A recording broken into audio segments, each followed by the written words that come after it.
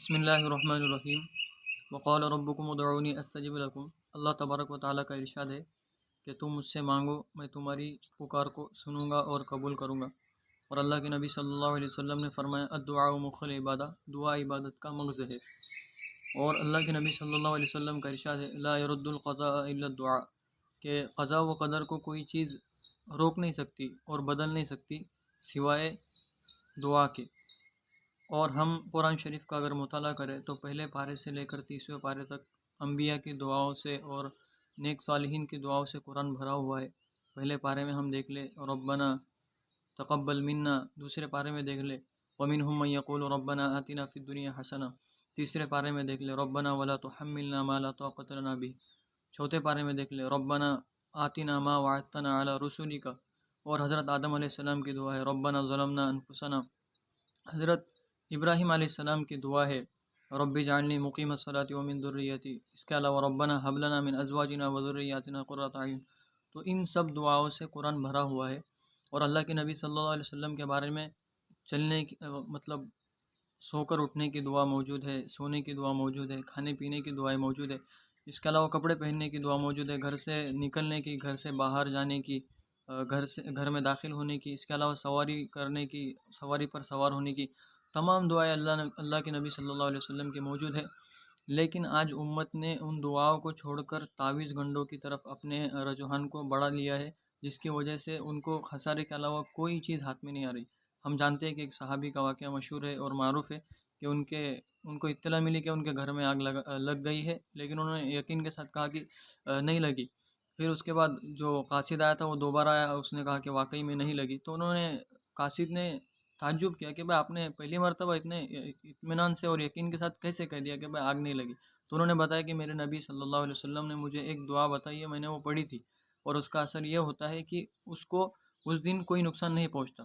تو مجھے بھی یقین ہو گیا کہ میرا کچھ نقصان نہیں ہوا۔ اس کے علاوہ ہم جانتے ہیں کہ مفتی تقی عثمانی صاحب مدث اللہ العلی پر جس دن حملہ ہوا تو گولیوں کی بلکہ بوچھار ان کے گاڑی پر کر دی گئی اور آگے پیچھے سے دونوں طرف سے حملے کیے گئے، لیکن اللہ تبارک و تعالیٰ نے ان کو بچا لیا۔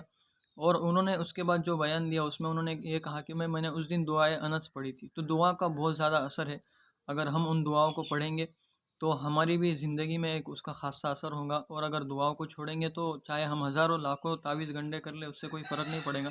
تو چند کتابیں ایسی ہیں، 8 کتابوں کا آج آپ کو میں تعارف کراؤں گا جن کو ہم آسانی سے حاصل بھی کر سکتے ہیں اور پڑھ بھی سکتے ہیں۔ اس میں سب سے پہلے ایک کتاب ہے الاذکار نام کی، جو علامہ نووی رحمۃ اللہ علیہ کی کتاب ہے۔ اس کے علاوہ حصن حسین ہے علامہ جزری رحمۃ اللہ علیہ کی کتاب۔ اس کے بعد علامہ سخاوی رحمۃ اللہ علیہ کی ایک کتاب ہے القول البدیع، یہ 3 کتابیں ہو گئی۔ اس کے علاوہ الکلیم الطیب، الجامعین، الدر، یہ 3 کتابیں ہیں علامہ سیوطی رحمۃ اللہ علیہ کی۔ اس کے علاوہ مناجات مقبول، مولانا اشرف علی تھانوی رحمۃ اللہ علیہ کی کتاب ہے، یہ آسانی سے آپ کو مل جائیں گی، یہ کتاب آپ دیکھ سکتے ہیں مناجات مقبول۔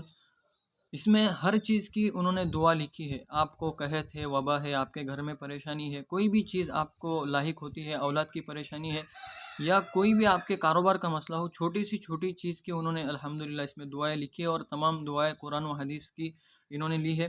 اس کے علاوہ مومن کا ہتھیار ہے مولانا یونس صاحب پالن پوری رحمۃ اللہ علیہ کی کتاب ہے، اور یہ ایک جدید ایڈیشن آیا ہے، آپ دیکھ سکتے ہیں، منتخب 26 صورتیں۔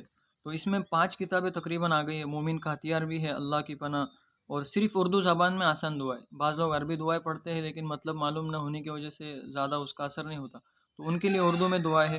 حج و عمرے کی بھی دعائیں اس میں موجود ہے۔ اس کے علاوہ مسنون دعائیں مولانا عاشق الہی بلند شہری رحمۃ اللہ علیہ کی۔ تو مولانا یونس مدث اللہ العلی کی مومن کا ہتھیار بھی بہت کارگر کتاب ہے، اس میں بھی بہت بہترین دعائیں ہیں، اور مولانا عاشق الہی صاحب کی مسنون دعائیں یہ بھی آپ دیکھ لیں۔ اور اس کے علاوہ میں نے اپنے چینل پر ایک وظائف کے نام سے پلے لسٹ بنائی ہے، اس میں بھی بہت سے وظائف ہے جو قرآن و حدیث سے ملتے ہیں۔ ایسے بہت سارے لوگ آج کل یہ بھی ایک نیا دور شروع ہوا ہے کہ بھائی وظائف کے نام پر بس کچھ بھی پڑھتے جا رہے ہیں، تو ہم ان وظائف کے بارے میں دیکھیں کہ بھئی یہ قرآن و حدیث سے ثابت ہے یا نہیں۔ تو ایسے ہی چند چیزوں کو اور ایسے ہی معتبر علماء کے کچھ بیانات کو جن میں انہوں نے وظائف بتائے ہیں، تو اس کو میں نے ایک پلے لسٹ میں جو وظائف کے نام سے ہے وہاں پر سب جمع کیے ہیں، تو ہم خود بھی اس کو دیکھیں اور اس سے فائدہ اٹھائیں۔ اللہ تبارک و تعالی ہم سب کو بدعات سے ہٹ کر دین اسلام کی طرف آنے کی توفیق عطا فرمائے۔